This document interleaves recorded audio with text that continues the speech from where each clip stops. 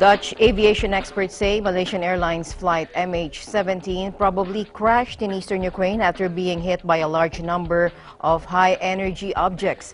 The preliminary findings of the Dutch Safety Board say the plane broke up in the air on the journey from Amsterdam to Kuala Lumpur. And we now have live on the Skype with us our correspondent from the Netherlands. From the report, Malu Francisco. Malu.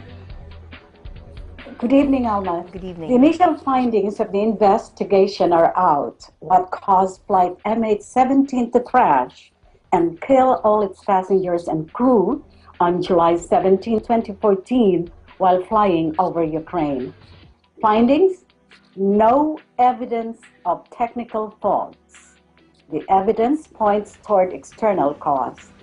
The preliminary report was released this morning, Central European Time, Tuesday, by the Dutch Safety Board, who is leading the investigation and coordinating the team of international investigators. Now, what are some of the highlights and details of the report? The report says there are no indications that the MH17 crash was caused by a technical fault or by actions of the crew. That the Boeing 777-200 operated by Malaysia Airlines broke up in the air. That the damage appeared to have been caused by a large number of high-energy objects that pierced the aircraft from outside. Also, the report says the cockpit voice recorder, the flight data recorder, and data from air traffic control all suggest that flight MH17 proceeded as normal until 13:20:03 Universal Time, after which it ended abruptly. The cockpit voice recorder revealed no signs of any technical faults or an emergency situation. Also, there were no warning tones heard in the cockpit that might have pointed to technical problems. The flight data recorder registered no aircraft system warnings, and aircraft engine parameters were consistent with normal operation during the flight. The radio communication with Ukrainian air traffic control confirmed that no emergency call was made by the cockpit crew. Also, the report states that the airplane was airworthy when it took off from Amsterdam. No technical problems.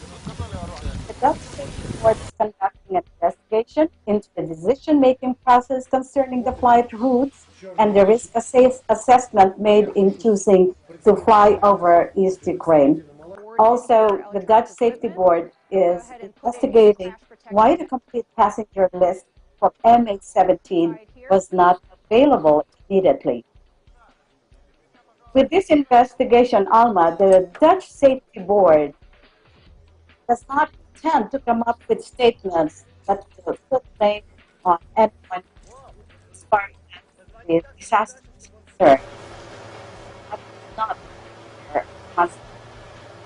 These issues will not harm safety. Further investigations are going on to find out precisely the cause of the crash and how the airplane disintegrated. And the board hopes to publish a final report before the year ends.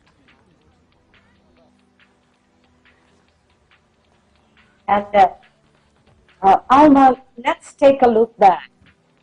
The MH17 disaster happened on July 17, 2014, a few minutes after flying out of the Amsterdam airport Schiphol in the Netherlands en route to Kuala Lumpur, Malaysia.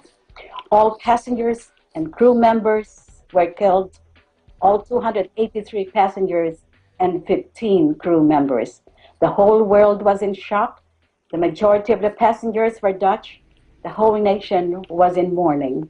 The people wondered what's happening to humanity.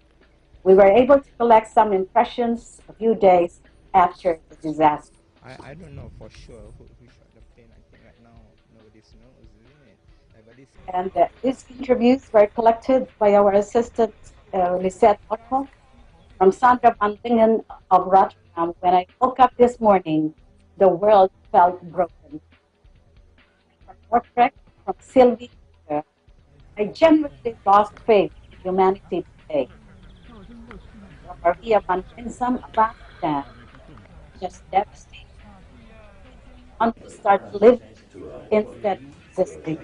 Every minute we have with our loved ones is important. And from Den Haag or The Hague, Henry Havenberg, this is so unjust. I stand united in grief with the world today for the victims of this flight. From Tessa Vermeulen of Dordrecht, great grief, my thoughts and prayers with all the families of the victims of this heartbreaking tragedy. May God comfort your mind, heal your heart.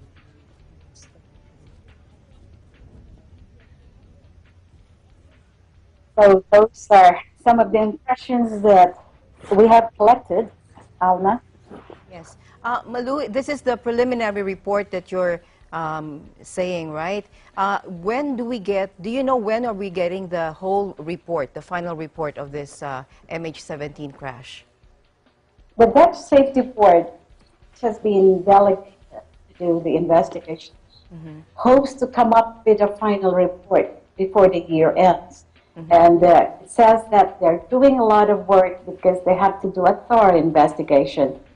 And what they had this morning was just the preliminary report. They will look into more precise areas and come up with more precise results to really find out what caused the accident.